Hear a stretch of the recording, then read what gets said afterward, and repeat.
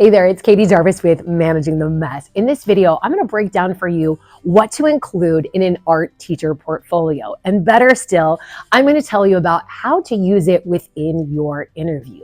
When you're creating a portfolio, I like to go about doing this with a backwards design, thinking ahead about what they're going to ask me possibly in this interview and how I can visually represent it in the portfolio that I bring with me.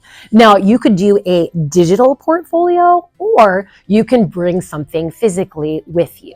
And there are some common mistakes with both of these. With the digital version, a lot of people nowadays will include a QR code at the top of their resume, which looks flashy and it's great to use. But there is no guarantee that the people interviewing you have had the time before the interview to open up your portfolio. So you want to make sure that in the interview, you are mentioning that portfolio. Maybe you bring your iPad with you and you flip through your portfolio while you're answering questions. If you have a physical portfolio, you do not want to wait until the end of the interview to share it. By the time you've gotten to the end of the interview, they might already have their mind made up about you. And they ask you, do you have any questions? Your question really shouldn't be, would you like to look at my portfolio? You should have been using that portfolio throughout the interview to sell yourself and to visually represent what you can offer to the school. You want to use your portfolio to reinforce the answers that you're giving within your interview.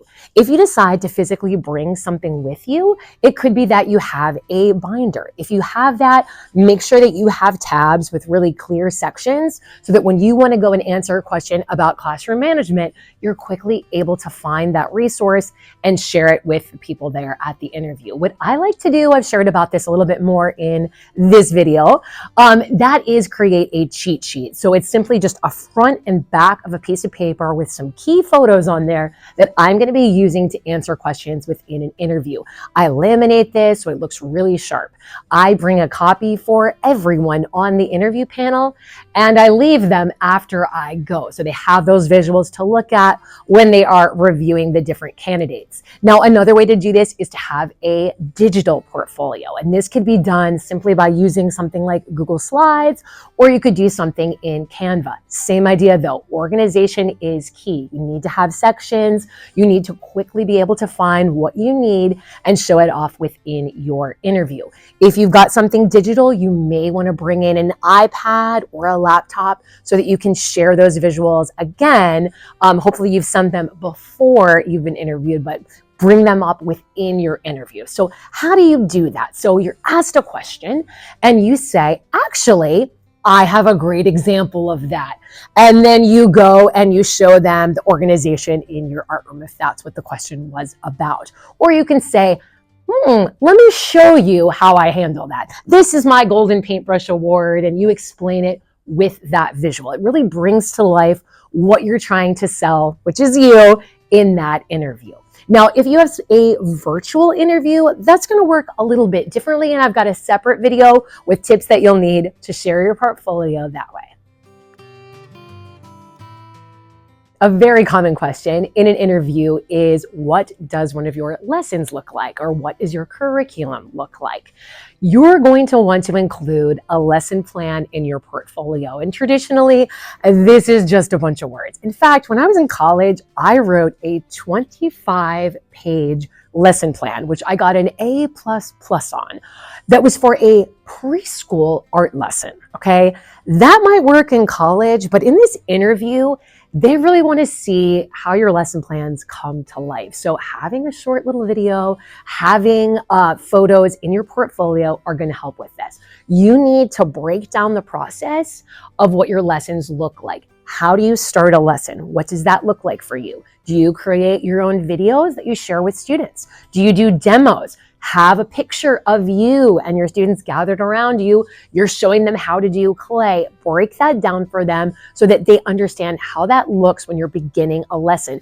Do you teach vocabulary? You want to show your slides, your handouts. This is going to help you to better explain how you're differentiating this for different levels of students and how you are clearly teaching what the objectives are. So everyone at the table should be able to understand what the students are trying to create, what the challenge is. You want to include photos of your students working on the project. So is this the type of a lesson that you're sharing that is done in centers where students are moving around?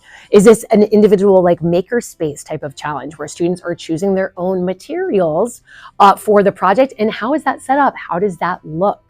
And you want to show the final product as well, so people can see, where does this lesson plan lead? What are those final results? Without a doubt, they're going to ask you about your art room management and organization, because that's exactly what they're hiring you to do. So you need to come across as being very competent and ready to take on this challenge. Now, if you've never taught before, look around on this YouTube channel. I have lots of videos about my behavior management, my art room organization, so you can share the strategies that you are already aware of that someday maybe you might do in your own art room. Create a vision board. It can be ideas from lots of different art teachers put together, showing what your someday maybe art room would be set up like. If you've taught before and let's say you've only been on a cart, show pictures of that. It is amazing if you're able to be that organized to take that challenge on. So photograph, what does your cart look like? How do you pass out materials? How do you organize things from week to week? How does that curriculum look like from month to month? All of those things can help them see you as someone that is capable to take on this new art position. If you have your own art room, you want to take pictures of your current organization. How do students access supplies? How do you have things arranged within your room? And you want to explain those things in detail. For me, I have a lot of things accessible for students to help me pass out, but also actively help me put back and be able to visually see if things are missing. I have a spot in my room called Pennsylvania where the pencils live. There are little circle markers where each cup goes. The cups match my table. So I have red cups at the red table, purple cups at the purple table.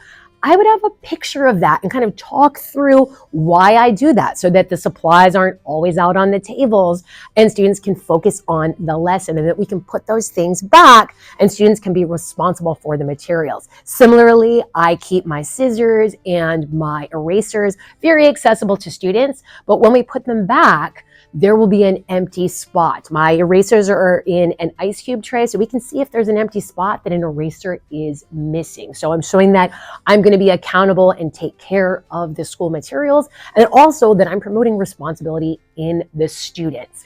I want to show also how I organize artwork. I personally have students each have a number where they sit. The number is actually underneath the table, so I would show a picture of that. I use pre-printed mailing labels on their artwork to keep the artwork organized. It's already labeled and ready for hallway displays and art shows, but also I'm able to put it in number order and then pass it out very quickly from week to week. Those numbers also represent where my students line up. There are little vinyl circle numbers in my classroom on the floor, so I'd want to have pictures of that as well. All of that is showing my organization of how I move students through a lesson, how I maintain all the supplies. Now, as far as routines, you got to be a little bit more creative. They're going to want to know, what does it look like when a student comes into your art room? For me, I have a whole video about this called Do You Know How to Start Arts? If you want to see this in a little bit more detail, that's where you want to look next. But as my students come in, we go over the rules each and every week, and we do this with hand motions. We use something called whole brain teaching. So I would have a picture in my portfolio of my rules, the visual representation that I show my students, and I would explain this to them, how the students have this ritual, this routine of beginning with the rules, setting the high expectations. All the students know the rules. And I would explain my behavior management plan. I have like these happy and sad Mona points where it works. The class is working together. This is our positive behavior system for the class. Students are earning either a gold or a silver paintbrush. But I don't just want to say that. I want to show a picture picture of what the gold and silver paintbrush look like. I want to show a picture of what do those little monopoints look like so that they can really visualize how I would come in and take over at their school and run their art department. As much as you can think of to kind of break down and explain what you do in your art room. I know one thing I do is use job tags for my helpers. So I could share a photo of that to show those routines of once I'm done presenting the lesson, then how does that look when, I'm giving out materials. You also want to talk about not just the whole class behavior incentives, but also what you would do for individual students that are having trouble with behavior. Now, I break this down more in a separate video if you want to see this, but I would want to show my 1, 2, 3 magic that I use. So on 1, it's just me giving them a warning or saying that's a 1. On the second reminder of something, I am sharing the information with their classroom teacher on something that I call the art support report. So I'd want a picture of that, okay? That's a big thing about my management plan, how I'm communicating to the classroom teacher about what happened. Not only about behavior, but also like if somebody lost a tooth, if somebody left early, if someone's not feeling well, all of those kind of things, I kind of jot down on that note. So I'm communicating with the classroom teacher. Now, it's not me saying that the classroom teacher needs to take care of it. It's just kind of letting them be aware. When I get to the third reminder of the same thing, I'm also noting that to the classroom teacher, but I'm letting them know what step I'm taking next. Now, when I get to 3, that is when I contact parents. So I let the teacher know, am I sending this in a message? Am I making a phone call after school? What's going to happen from me and when? Now, that is a big aha moment for people that are interviewing you, because then they can see you can actually handle working in a school, because it's not going to be all sunshine and roses. You are going to have student misbehavior. They're going to ask you, how are you going to deal with that? And being able to have a very clear, detailed plan of exactly what's going to happen, and more specifically that you're going to be handling it yourself, is really going to help you to win that job. Definitely include student artwork. How much? I would say about 5 to 10 pieces. You could have individual pieces featured, especially if you teach middle school or high school. If you teach elementary, it's great if you can have a photo that shows like a whole class's worth of artwork, a display that you have in the hallway, a bulletin board. It just helps them better to imagine what it would be like if you worked in the school. Better still, if you can show photos or little tiny video clips of your students engaged and actively learning, that will help them even more to imagine what it would be like if you worked in their school.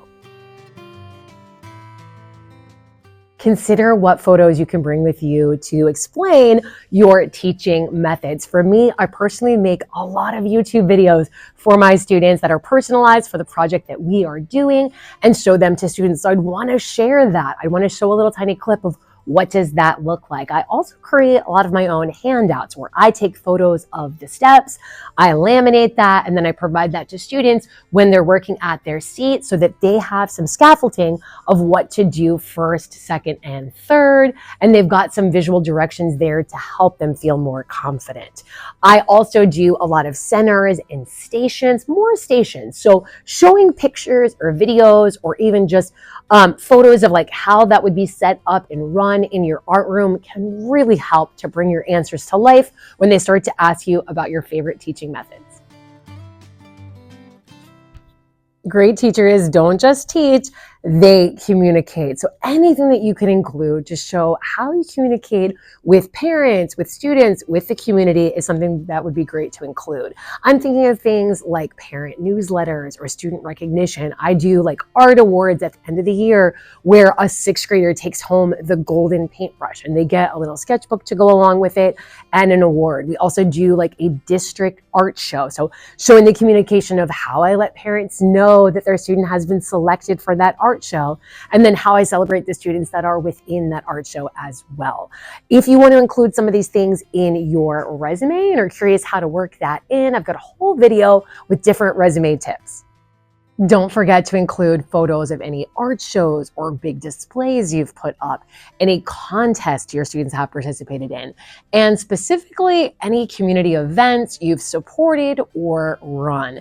I know for me, I've helped in the past my PTA for like a Halloween themed night that they were doing. I did like a paint with me, or we made shirts, and having pictures of how I organized and set that up and photos of the community enjoying those events really helped me to sell myself to that school. At my current school, we do a multicultural fair. So every year in art, I do a community project that they come in and do with their families. There's kind of like an art station where they can stop in. Last year we did basket weaving. So showing those photos of how we got that organized and how we set up. We had 120 baskets to weave, and we had to soak the reeds, and all the families in their own cultural clothing enjoying that event and weaving those cultures together makes an amazing picture for me to help to sell myself in an interview. So you want to do the same thing of anything that you've volunteered and taken part in that you can showcase your talents. You're definitely going to be asked about your why. Why did you want to become an art teacher? Why do you want to teach at this school? So any visual representation that you can use to tell your story would be great to include. You'll want to wrap the interview up by sharing some of your own personal artwork, and don't be intimidated by this. You can share artwork that you've completed in college, but also projects that you've done more recently. It can be things you've done around your home. I know one of the things I included in my portfolio was letters that I made for my daughter of the alphabet in her nursery that I painted with different things that started with that letter. So it's a great connection for them to learn a little bit more about me and to see my passion for teaching art. So that could be the same for you, sharing what you love. In summary, an art teaching portfolio is not something that you have to have, but it's definitely something that is nice to have that can set you apart from the crowd. If you decide to use one, make sure that you're being strategic, weave it into your answers, and make your answers come to life with those photos that you include. Make sure that you're being concise. We didn't talk about length here, but this is not something that's 30, 40, 50 pages. This is maybe 10 to 12. You need to have things very clear so that you can find them and use them within your interview, and it really flows when you're using it. You need to consider the format and what would work best for you. Do you want to do something digital? Do you prefer something physical? Is it something that you're going to leave behind, like a handout, similar to what I have recommended and that I do? Or do you want to have a binder that you flip through and share with the people in your interview? If you are doing things digitally, how are you sharing that within the interview? Maybe you're sharing that beforehand with that QR code on your resume, or you're including a link within the email that you send to the principal you're interviewing with. But how will that look within the interview? If you're looking for more art teacher interview tips and tricks, I have a whole playlist that you're going to want to check out next. I'll link it here, but also down in the comments.